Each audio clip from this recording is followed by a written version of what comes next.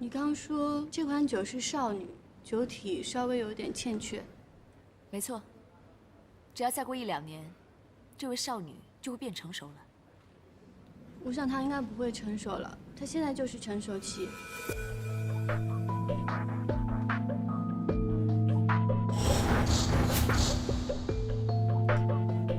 是木桶的问题。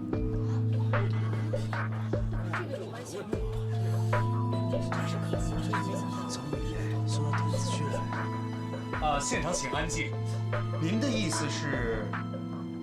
因为酿酒的橡木桶里单宁不足了，所以造成这个酒的单宁欠缺。李姐说的很有道理，确实是我们酒庄那边生产完10年这批酒，马上就换了一批新的木桶。这就对了。10年的这一批是旧桶酿的最后一批酒。其实酒商也知道旧桶的单宁不足，造成了品质上些微的差异，所以才决定马上换桶的。所以之前的这个11年的酒是换过木桶之后的，所以它的单宁还是很充足。但10年的呢，那个时候木桶里的单宁已经不够了。不过这还是好酒，只是稍微有一点点遗憾而已。现在你这样都能品得出来，李姐实在太厉害了。看了以后，我们的酒庄的酒都有把关才行。是啊，既然连这么细微的差别都喝出来了，您当品酒师很久了吗？我没有，不到3个月。什么？您在开玩笑吧？入行不到3个月，真是百年难遇的人才啊！我真是无话可说了。希望林小姐有时间多来我们的协会莅临指导啊。我平时要学习还要工作，我可能没办法过来，不好意思啊。好，谢谢林小姐。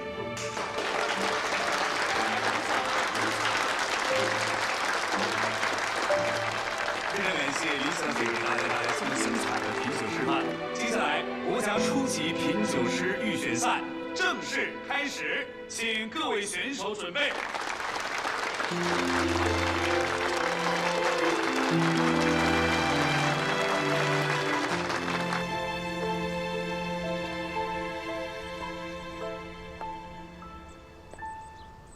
难道我的味觉退化真的越来越严重了？如果依照我以前的实力，没有理由喝不出橡木桶的变化。可是现在，竟然被一个初来乍到的林轩给比下去。这样下去，我怎么打败单丽，取回碧翠酒窖的经营权？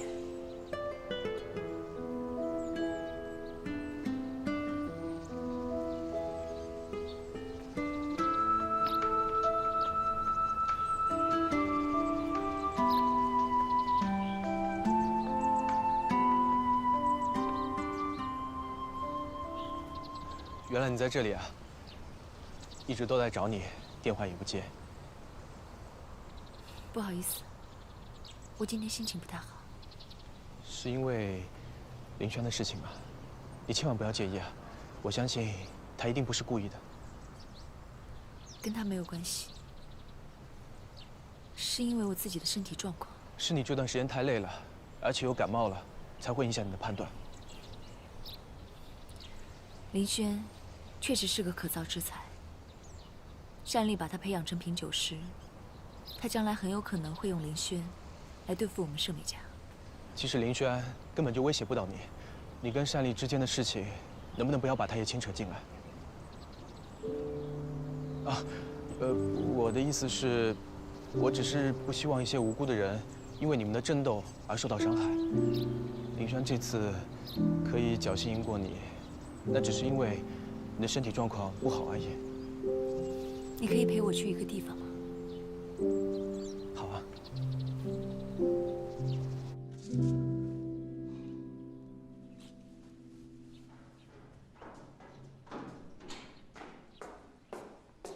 怎么样？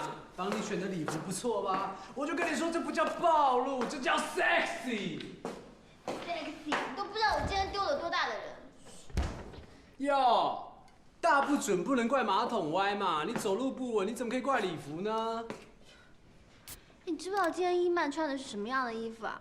这种品酒会只用穿小套装就好了，好吗？还给你啊。哎，我特地为你走秀买的，谁知道你直接上台啊？我后来跟单总说我不走秀啦。我不知道啊。我哪知道品酒会跟走秀穿的差那么多啊！我不管啦，反正我这个已经洗完了，拿回去了。本少爷送的东西是从来不回收的。那我现在又不需要啊。嗯。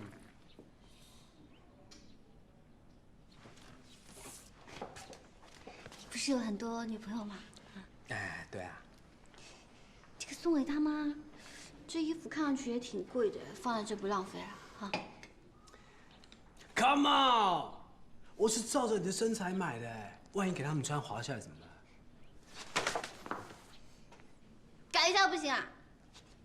哎，我告诉你，本少爷送的东西是从来不回收的，最好收好，而且不准送人，听到没有？好吧，别给我把它当蚊帐。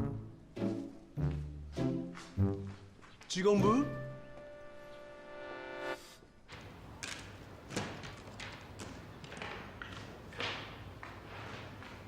星星，沈小姐，你不能来看小星星，为什么？这是单总吩咐的。星星是我的亲妹妹，我看我自己的亲妹妹也不行吗？可是单总有吩咐啊。你好，我是伊曼的律师。根据中国刑法规定，直系亲属之间是有探视的权利的，所以单总他没有权利不让伊曼过来看星星。这个我们就一会儿，马上就走。好吧，那你们快点，别让单总的人看见。谢谢。星星，姐姐来看你了。哎，对了，这位是赵熙哥哥。你好，小星星。不用怕，赵熙哥哥是姐姐的好朋友，也是你的好朋友啊。对啊，你叫星星，哥哥叫西西，有没有觉得很亲切啊？嗯，我们有一个词叫惺惺相惜，那星星和西西做好朋友，好不好？好不好？跟哥哥交朋友吧。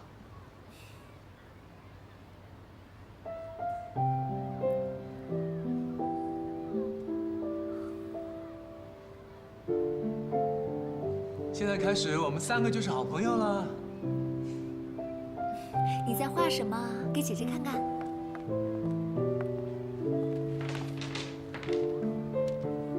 怎么了？你不让姐姐看啊？真的不让姐姐看？那好吧，你不想的话，姐姐也不勉强你。那我们去公园玩好吗？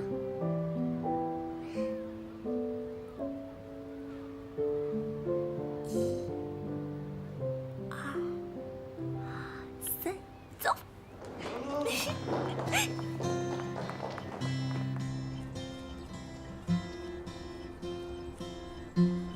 真没想到，你还有这么可爱的一个小妹妹。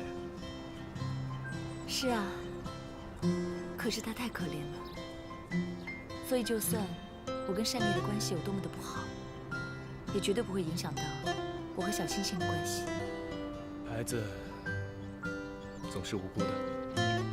每个孩子在这个世界上都是天使，所以任何的争斗都不应该影响到他们。可是小星星是从小就被伤害到的一个小孩，所以他一直封闭自己在自己的小世界里面，不懂得跟人交流。可是他看起来似乎很信任你，他跟你在一块儿，虽然话不多，但是却很放松。可是他太孤独了。在我们的家，我们的父母都是忙着自己的事业，只有在我陪他的时候，他才会开心一点。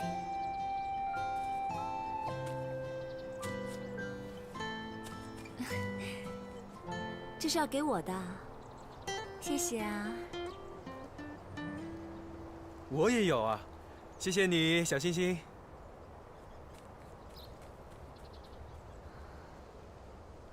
看来他挺喜欢你的。可能是因为看到你对他这么温柔，我也变得亲切了吧。我很温柔吗？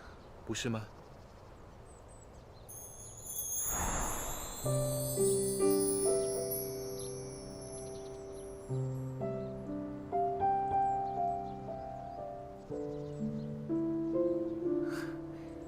你干嘛盯着我看啊？你有没有听过一个故事啊？当树叶落在人肩膀上的时候，那就意味着爱情要来了。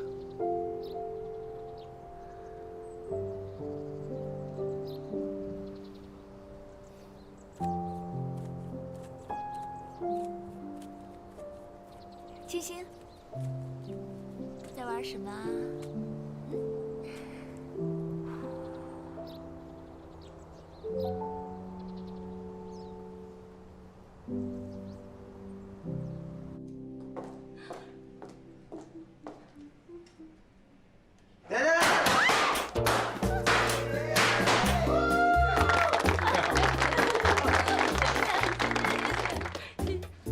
老林，哎，柯大哥，恭喜你通过了预选赛啊！谢谢谢谢。更了不起的是，这次品酒你赢了沈一曼，真是为我们碧穗争光啊！哎呀，也不算赢啦，又不是比赛。对我们品酒师来说，那就是比赛。沈一曼分辨不出来细微的差异，被你给分辨出来了，那就是你赢了，而且赢得非常的漂亮。哎呀，我就是运气比较好，没别的。小林，你知不知道，最近行里都在传，咱们单总找了一个3期人才啊。3期？对啊，天赋奇高，行为奇异，状态出奇不稳定的3期怪人呢。瞎猫碰着死老鼠而已，有什么了不起？那你也可以去试试呀。林轩，啊，单总，你来一下，我有话跟你说。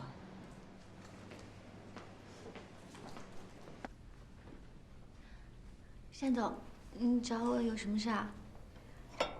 昨天的品酒会，你有什么感觉？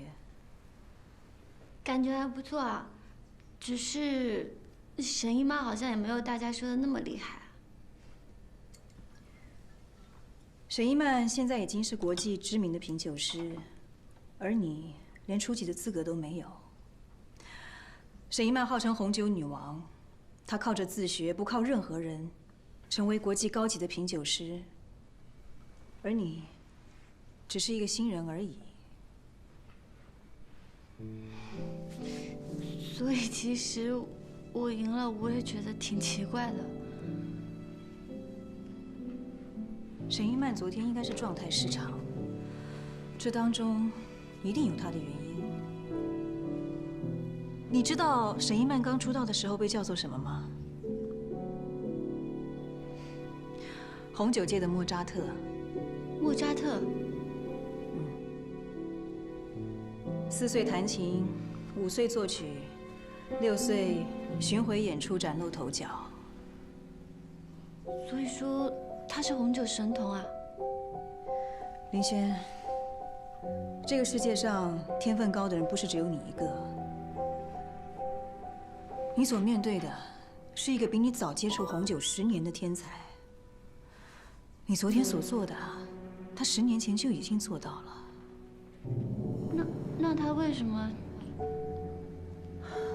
会影响一个红酒师做出错误判断的原因有很多，有可能心情不好、精神不集中，或者是因为感冒了。感冒也会影响吗？当然，感冒会让人的嗅觉灵敏度至少降低80%。沈一曼很可能昨天她就是感冒了，否则以她的能力，她不可能会犯这样的错误。这么说，我赢的真的很侥幸啊。所以，一个好的品酒师不能够光靠运气。林轩，你唯一的优势就是你对红酒的那份纯真。如果你连那份纯真都失去的话，你想要超越沈一曼，那就完全不可能了。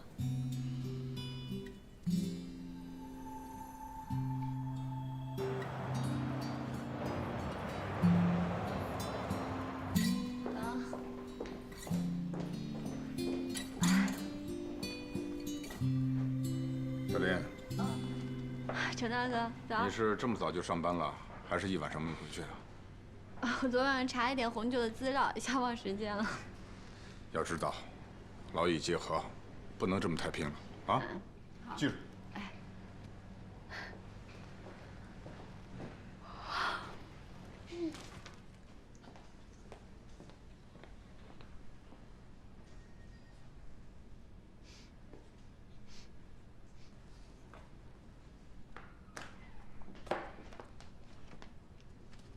单总早。你这吃的什么？我早就叮咛过你，品酒师不能吃辣，更不能在这里吃。对不起啊，昨晚熬夜，然后一下又找不到吃的，所以就……好了，算了，赶快收拾东西，回家好好休息吧。哎，记住，下次可不能再吃泡面了啊！啊，好。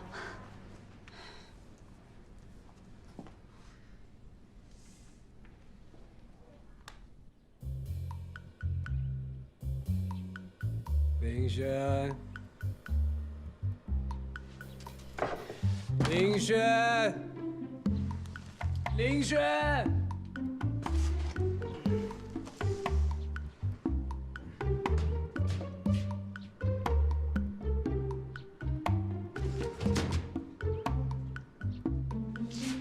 该不会整晚没回来吧？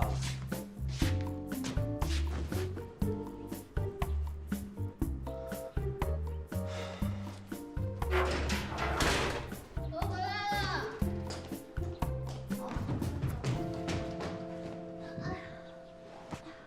昨天晚上跑去哪里啊？电话还关机，你知不知道你电话关机，我整个晚上都睡不好哎。睡不好关我什么事啊？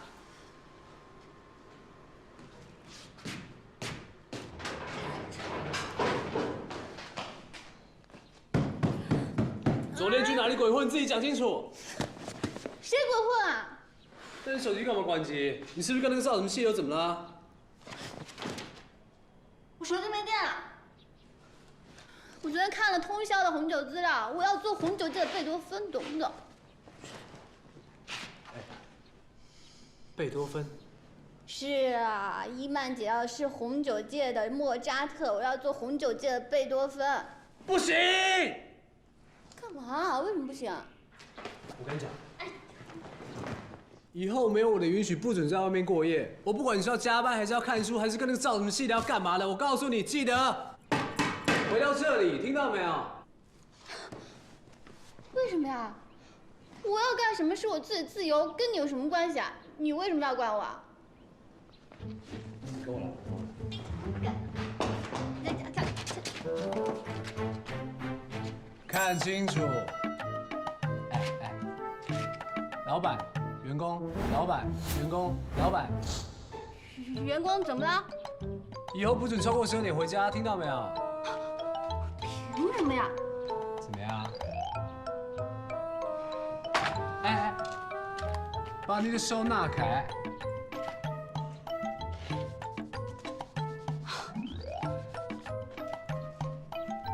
玻璃都没有，你擦个屁啊！你慢慢擦吧你。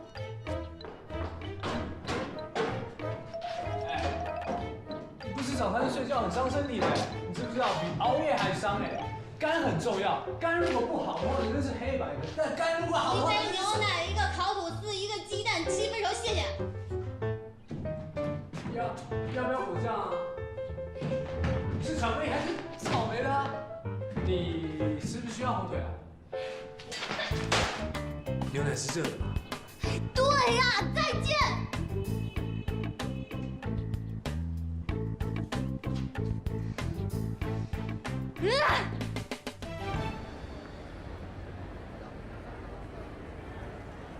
你说人生是不是很奇怪？花会枯，月会缺，你永远不知道前面有什么等待着你。人生不就是这样的，不停的轮回，像喝茶似的，泡1道、2道，到第3道它自然就淡了，淡了就把它倒掉，重新再泡一回。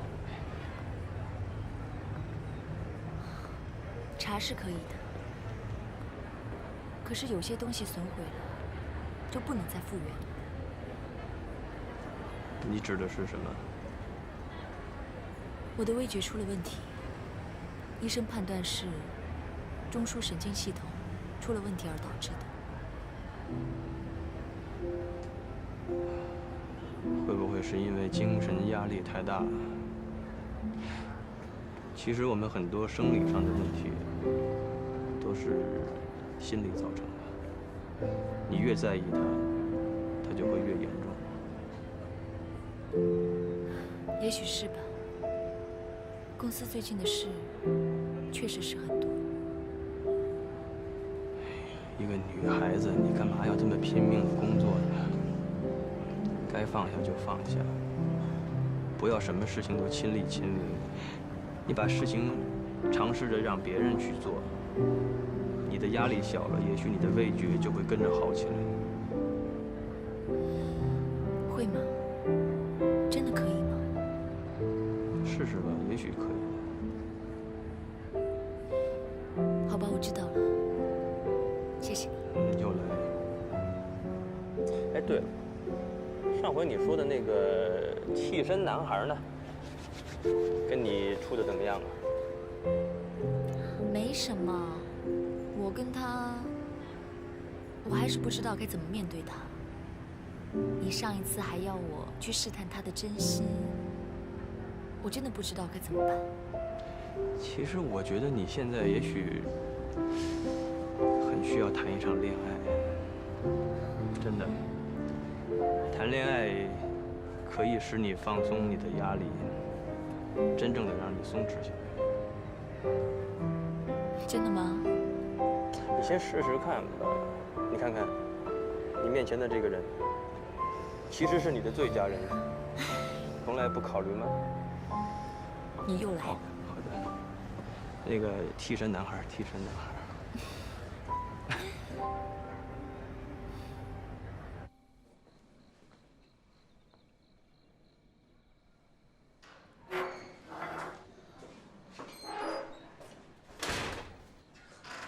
我回来了，孙子豪。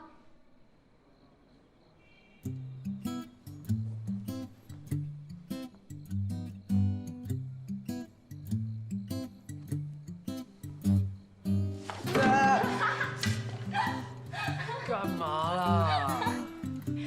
你干嘛呀？为什么在这睡啊？不上去睡？等你啊。等我？等我干嘛？吃宵夜啊。吃宵夜？现在都几点了？而且我今天啊拿了好多资料回来用功呢。哪像你啊，在这看着看着都睡着了。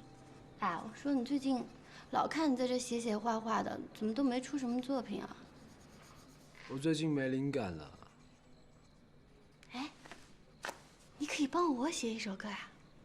你看，我每天都在为了梦想而努力，你可以把我的奋斗史写成一首歌，这歌将来一定会火的。嗯，怎么样？我自己专辑的事情都忙不完了，我还帮你写歌。写一下要不了多久，好吧？而且你看我又勤奋，又努力，又吃苦耐劳，又充满战斗力，总之好多好多的优点。这么好的素材你不用？嗯，写一个吧。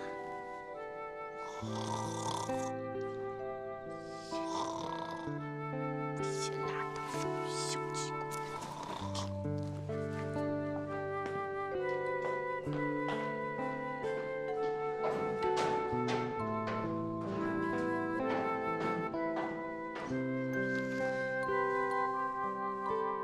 帮你写歌，好像不错哎。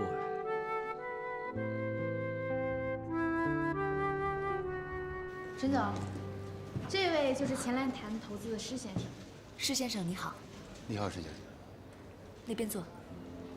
关于我们的实力和背景，相信李玉之前已经跟你谈过了。目前我们公司最新的一个动作，就是全力争取圣巴拉斯红酒的代理权。我听说过这个品牌，刚在国外拿了奖，现在国内又炒得很热。如果能拿到代理权，那每年的收益的确会很可观。我已经初步拟定了一份专家名单，都是专门做投标的。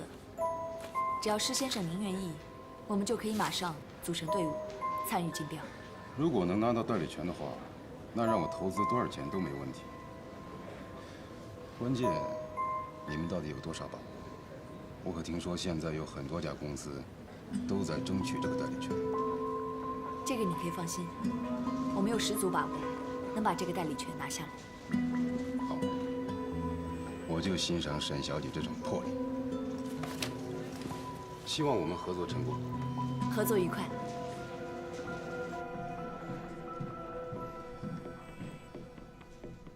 跟大家宣布一个好消息，关于这一次圣巴拉斯代理权的竞标，我们已经获得风云投资公司的意向性承诺，只要拿下代理权，他们就会对我们圣美家全力支持。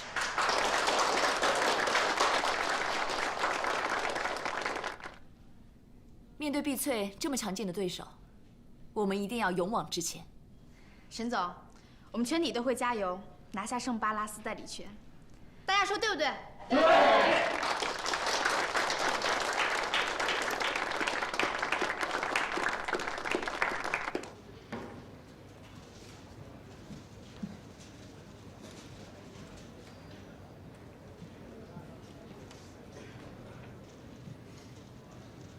吃点东西吧，看你忙到现在都没有吃饭。不用了，我不饿。身体要紧，别累出病来。知道了。对了，关于我爸爸的遗嘱，你有没有找到什么其他对我们有利的线索？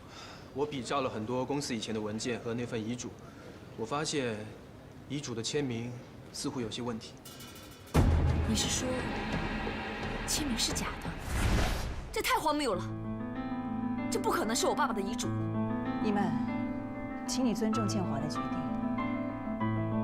不尊重我爸爸的是你，一定是你篡改了他的遗嘱。你瞒得过全世界的人，瞒不过我。白纸黑字，还有建华的亲笔签名，请问你我要怎么篡改？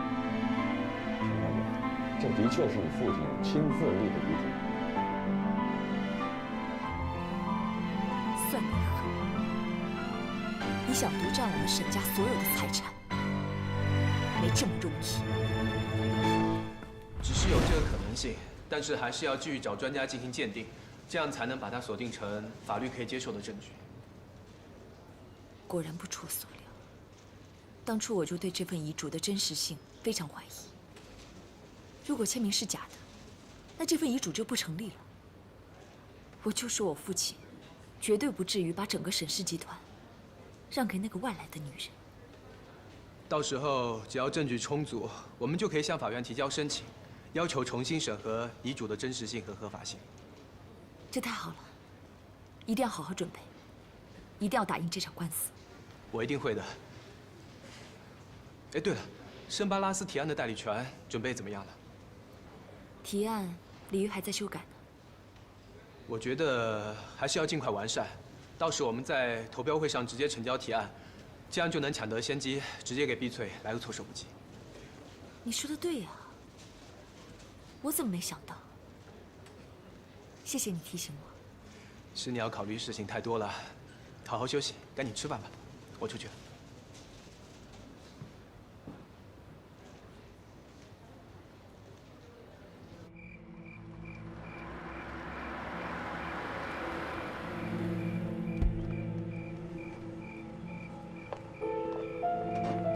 丽丽，施政。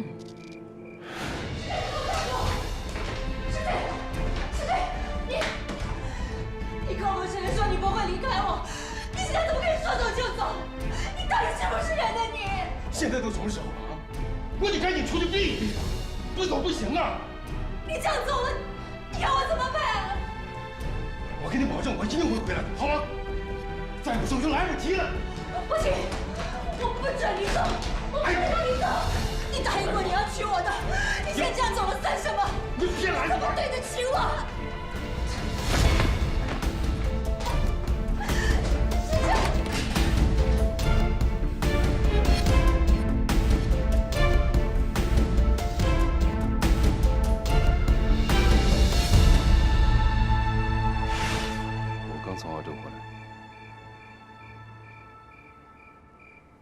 不请我进去坐坐吗？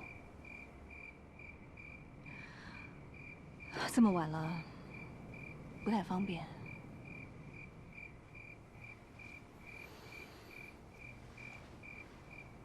有没有兴趣喝一杯？圣巴拉斯？你们公司不是一直在竞标圣巴拉斯的代理权吗？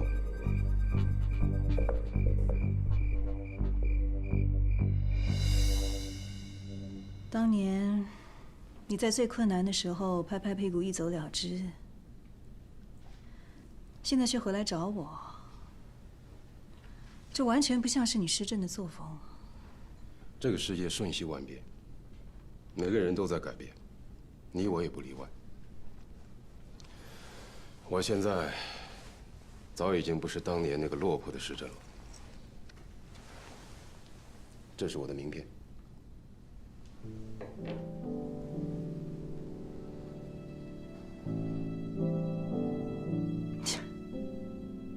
你不相信我？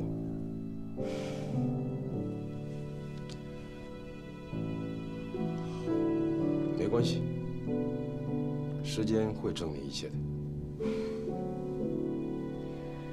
我本来以为你可以帮我们得到更多圣巴拉斯红酒的资讯，没想到你竟然只顾着炫耀自己是投资公司的老总。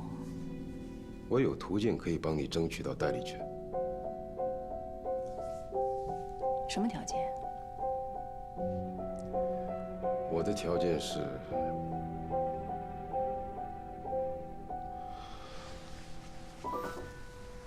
丽丽，我是想跟你……这恐怕你就要失望了。我现在的生活重心除了碧翠之外，就是小星星。小星星。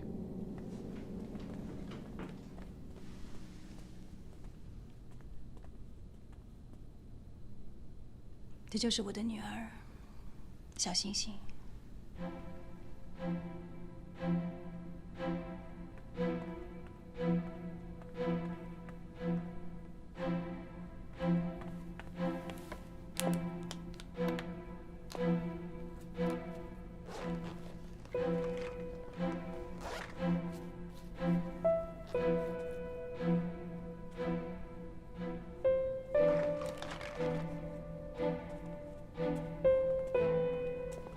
小星星，你好，我是施叔叔，来，让叔叔抱一抱。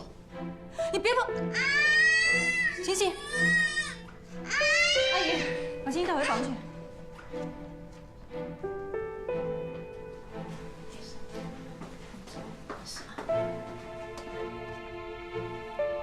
他这是怎么了？他是个自闭症的孩子，不愿意跟外界交流。自闭症？那你该带他去治疗啊！你怎么知道我没有？我带着星星不知道找过多少的医生。再说了，星星跟你一点关系都没有，你凭什么在这里指手画脚的？我的意思是……你不用再说了。红酒的事情我们改天再谈，你请回吧。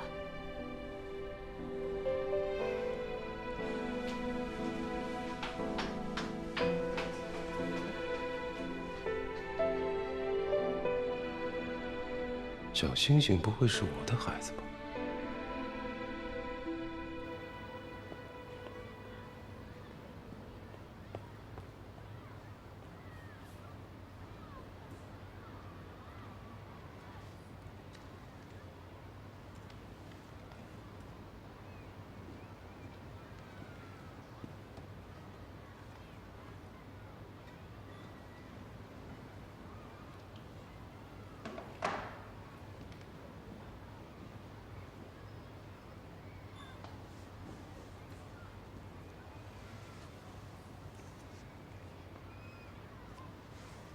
小星星，认识叔叔吗？我跟你说啊，我很可能是你的亲生爸爸，你知道吗？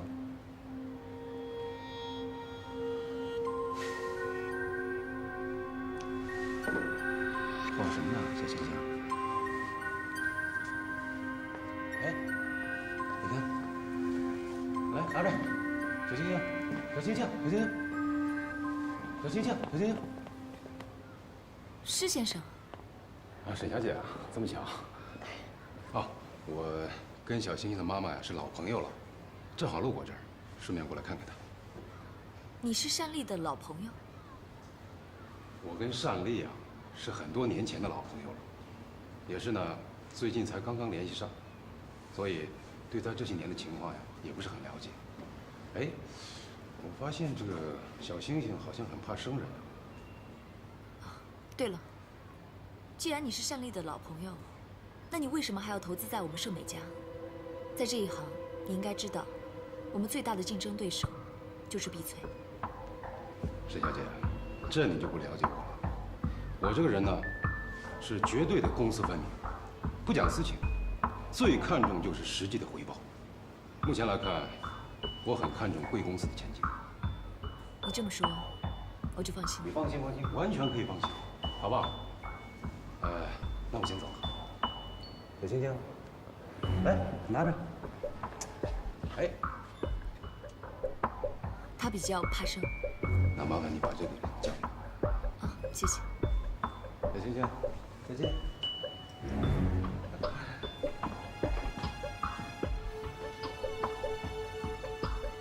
星星，那。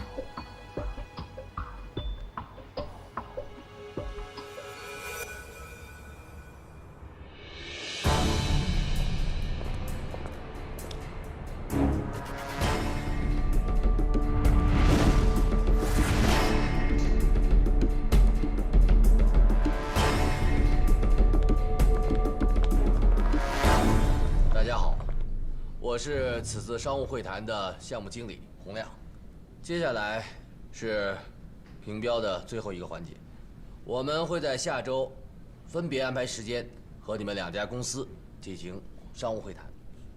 洪总，我们盛美家其实已经准备好了，马上就能够提案。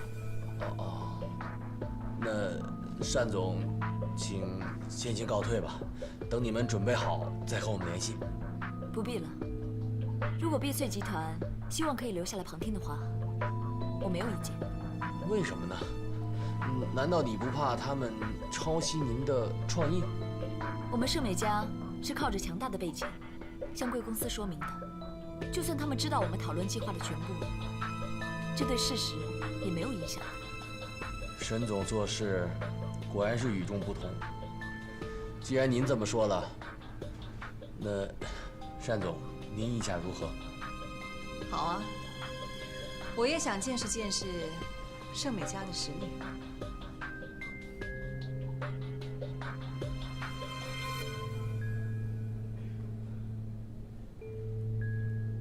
大家现在看到的资料，是我们盛美家现在已经着手做的一个项目。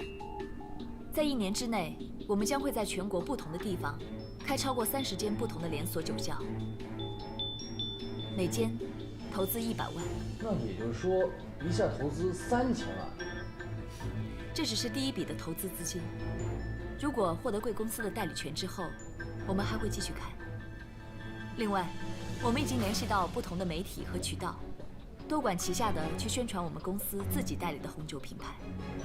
那当然，贵公司的圣巴拉斯将会是我们公司头3年主推的产品。那这一点，你将如何保证？我当然会在我们的代理合同里面写清楚。如果我们真的获得代理权的话，每1年投给圣巴拉斯的宣传费用，绝对不会少于我们的总宣传费的5%。沈总，您是怎么样一样的考量，才能提出这么大胆的合作方案？因为我对我们盛美家很有信心，对你们圣巴拉斯也很有信心，而最重要的一点，是我们已经获得风云投资集团首肯无上限投资。你说的是真的？当然了，这是施正先生亲口对我的承诺。好，非常好，能够得到风云集团的青睐，沈总，你是真让我们刮目相看啊！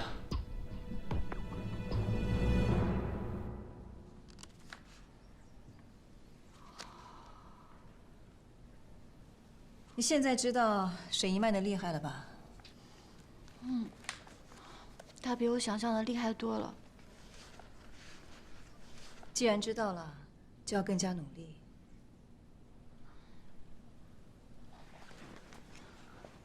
单总，你觉得我们胜算有多少啊？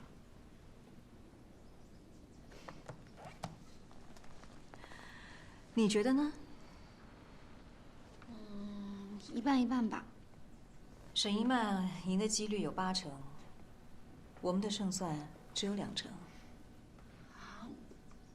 那我们不是输定了？那也未必，这只是一种几率，心态才是决定一切的关键。不到最后一刻，你永远不知道会发生什么，所以绝对不要放弃，明白吗？哦，对了，单总，我有一些自己的想法，想加在我们的方案里，可以吗？当然可以啊。不过，你这几天也够累的了，早点回去休息吧。那我先走了。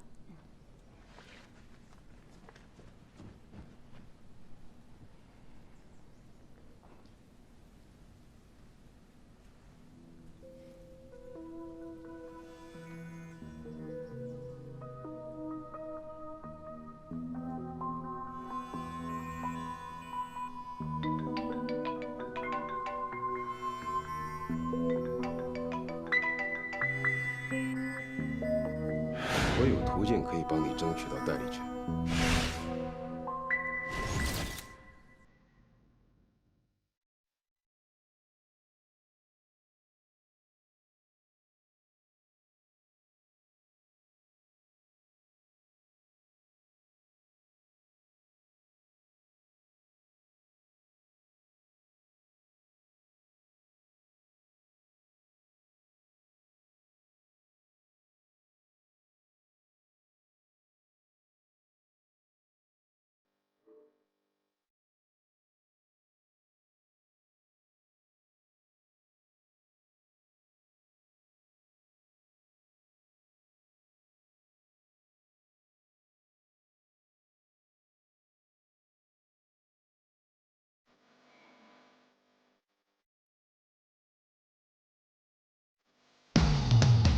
我承认。